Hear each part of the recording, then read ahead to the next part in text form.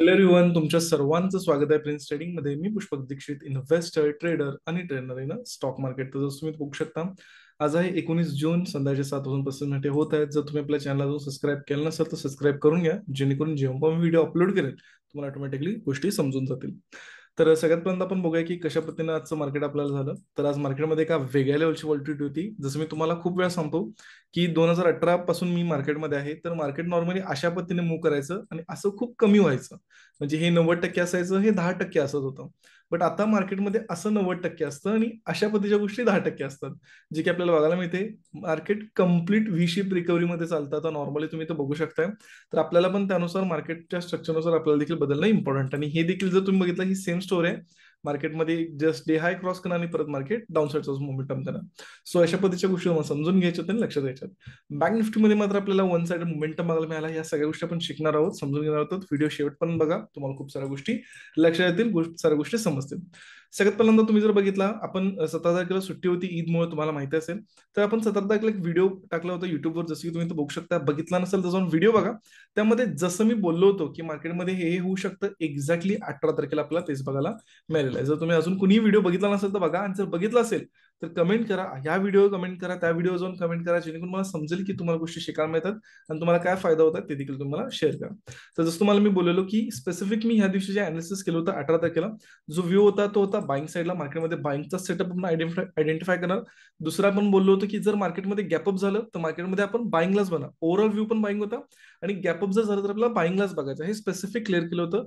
त्यानंतर ही जे सेलिंग आपल्याला बघायला मिळालं, तर ते का बघायला मिळालं ते पण मी सांगितलं होतं की या बायसना टार्गेट करण्यासाठी इन डिटेल सगळ्या त्या गोष्टी सांगितल्यात. एक्झॅक्टली वन साइडेड बाईंग साईडला रॅली बघायला मिळाली.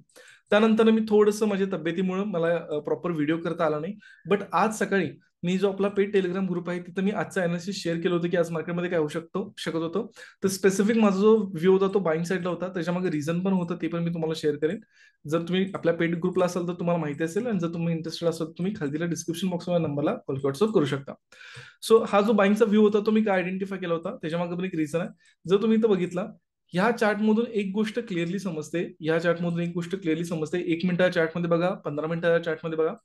बायर एकदम स्ट्रॉंग आहे. जो ऑपरेटर आहे, जो मोठा प्लेअर आहे, तिथं बायर आहे. आणि हा गॅपअपच मार्केटला करवणार, हे माझ्यात कॉन्फिडन्स होता. आणि जर मार्केटनं माझ्या थॉट प्रोसेसनुसार गॅपअप केला तर मी स्पेसिफिक सांगितलं होतं की मार्केटमध्ये आपण बाईंग साईडचा सेटअप आयडेंटिफाय करणार. आणि एक्झॅक्टली मार्केटमध्ये आपल्याला बाईंग साईडचा सेटअप आयडेंटिफाय करायला मिळाला, ज्यामध्ये मी स्पेसिफिक बोललो होतो. आज जर तुम्ही पेड स्टुडंट असाल तर तुम्ही नक्की कमेंट करू शकता. स्पेसिफिक सांगितलं होतं मी 2 ठिकाणी बाय करता येतो म्हणून सांगितलं होतं. एक तर जेव्हा मार्केट खाली येईल थोडंसं, जे की तुम्ही मुख्यतः मार्केट थोडं खाली आलं तर इथं आपण एक बाईंग साईडचा सेटअप आयडेंटिफाय करू शकतो. बट जे थोडेसे एक्सपिरियन्स आहेत त्यांना इथं जमलं असेल. आणि दुसरं बाकीचं मी सांगितलं होतं की जर डे हाय क्रॉस झाला तर तिथं आपण स्मूथली करू शकतोय. तुम्ही बघू शकता डे हाय क्रॉस झाल्या एक छोटासा स्टॉप लॉस किती मोठा मोमेंटम आहे, म्हणजे तुम्ही स्वतः जाऊन मोजू शकताय. सो जर अनालिसिस आवडत असतील, या गोष्टी समजत असतील, तर नक्की तुम्ही मला कमेंट करू शकताय. तुम्ही मला यामध्ये सपोर्ट करू शकताय. चला, ओव्हरऑल थोडंसं जाणून घेऊ की मी पर्सनली कसं काम केलं, कशा पद्धतीच्या गोष्टी होत्या. सो सगळ्यात पहिल्यांदा ओव्हरऑल आजचा जर बघायला गेला, एक चांगला प्रॉफिट असा ना बुक केला. एक्झॅक्टली नॉर्मली टॉपला पण मार्केटमध्ये पकडलं आणि इथं ऑलमोस्ट एक्झिट केलं.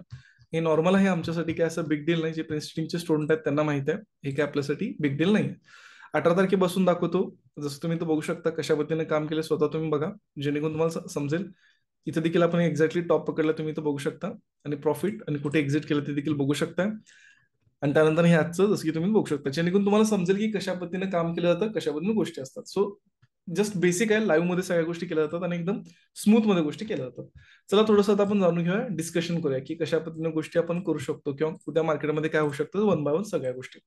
फर्स्ट मी तुम्हाला एक इम्पॉर्टंट लर्निंग शिकवणार आहे, इम्पॉर्टंट पॉईंट शिकवणार आहे, समजून घ्या.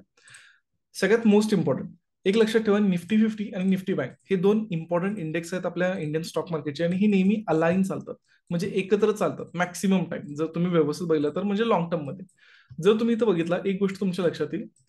जर तुम्ही इथे एक गोष्ट ऑब्झर्व केला, ऑलमोस्ट जर तुम्ही बघितला इथं 10 तारीख जेव्हा मार्केट इथं होतं, हळूहळू जर बघितलं इथं 14 तारखेला जर बघितला, निफ्टीनं ऑलरेडी हा ऑल टाइम हाय 3 तारखेचा क्रॉस केलेला आहे 14 तारखेला, जर तुम्ही तो बघितला. बट बँक निफ्टी नाही. आणि जर 2 दिवसात या बघितला, 18 आणि 19, इथं असा निफ्टीमध्ये काही मोमेंटम झालेला नाहीये, मात्र बँक निफ्टीमध्ये मोमेंटम झाला.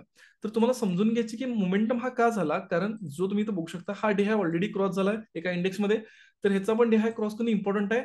ह्या ज्या गोष्टी असतात ह्या डेली टाइम फ्रेम मध्ये चालतात. हे जर तुम्ही इंट्राडे मध्ये बघितला तर तुम्हाला ह्याच्या उलट बघायला मिळणार. उलट कसं बघायला मिळणार की मार्केट रिव्हर्स होईल. बट ब्रेकआउट नाही करणार. मात्र जेव्हा डेली टाइम फ्रेमची गोष्ट येते तेव्हा मार्केट ते कम्प्लीट करायला बघतं. आणि ही गोष्ट ऑलरेडी मी ह्याच्या आधी सांगितली होती तुम्हाला. मी सांगितलं होतं की तुम्ही सांगा आणि तुम्हाला नक्की त्यातनं शिकायला मिळालं असेल.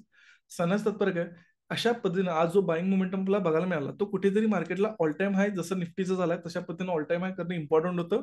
त्या पद्धतीनंच मार्केटनं ते स्ट्रक्चर बनवून मार्केट अप्पर साईडला गेलंय. होपफुली या गोष्टी तुम्ही समजत आहात, गोष्टी तुम्ही शिकत आहात. त्याच्यानंतर खूप साऱ्या लोकांचा मला मेसेज येतो की ऑल टाइम हायला कशा पद्धतीने काम करायचं किंवा कशा वेनं गोष्टी करायच्या. एक इम्पॉर्टंट गोष्ट आहे जी मला तुम्हाला सांगायची आहे.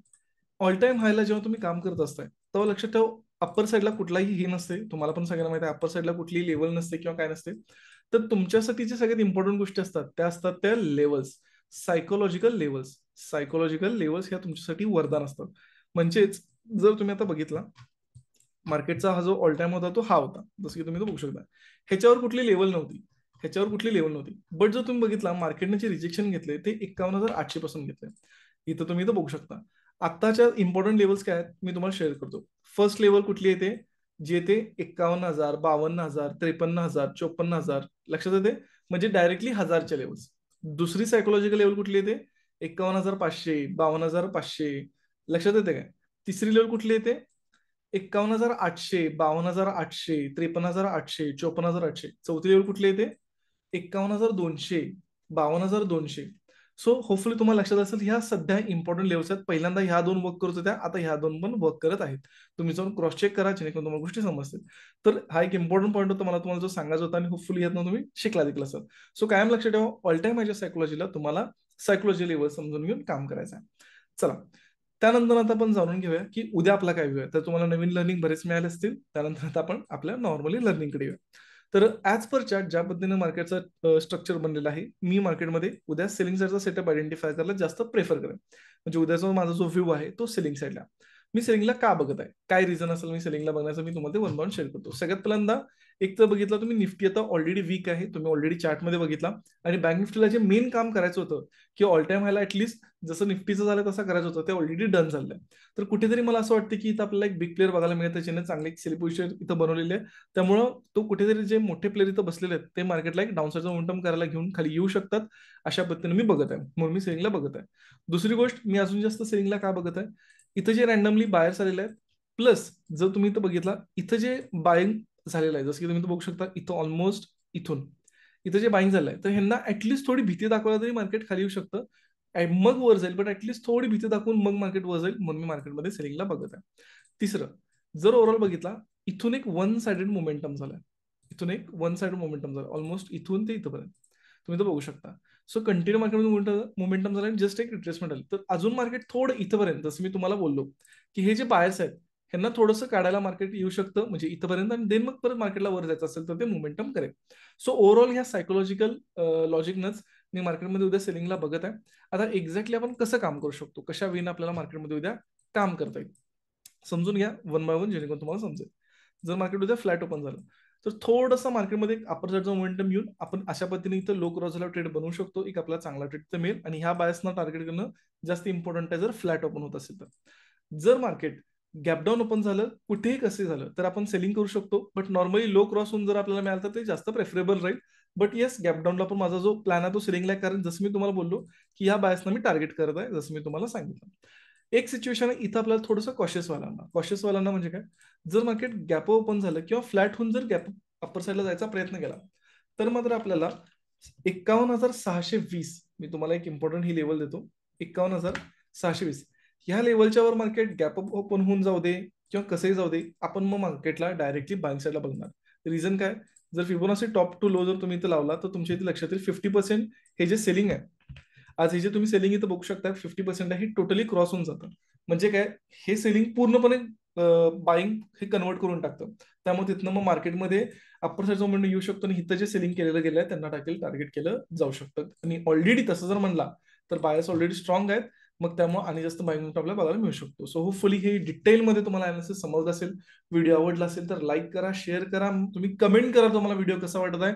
मॅक्सिमम लोक कमेंट करा, तुम्ही 250 पेक्षा जास्त लोक बघता तर तुम्ही कमेंट करायला विसरू नका जेणेकरून मी कंटिन्युअसली तुमच्यासाठी असे व्हिडिओ बनवेन. आणि जितका तुम्ही मला सपोर्ट करा, जितकं तुम्ही मॅक्सिमम लोकांना शेअर करा तितका मी नवीन नवीन कंटेंट नवीन नवीन गोष्टी तुमच्यासाठी फ्री ऑफ कॉस्ट मध्ये आणत राहील.